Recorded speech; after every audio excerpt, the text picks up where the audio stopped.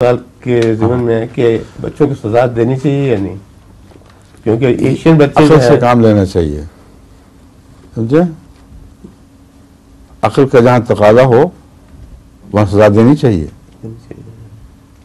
क्योंकि ज़्यादा बच्चे इसीलिए बिगड़े हैं कि उनको फिक्र ही नहीं है, ना उनको माँ बाप की है ना उस्ताद की है। नहीं, सजा की नौबत तो बहुत बाद में आएगी, नौबत उससे पहले पहले की बातें मैं बता रहा हूँ आपको। जो माहौल मैं बयान कर रहा हूँ उसमें सजा का सवाल ही कोई नहीं है।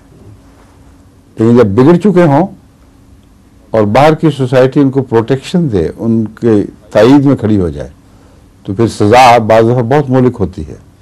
फिर अक़ल से काम लेना चाहिए, जितनी हैसियत है, जितनी तौफीक है, उतनी सजा दें जो बर्दाश्त हो सके, बच्चा टूट के बाहर ना निकल जाए।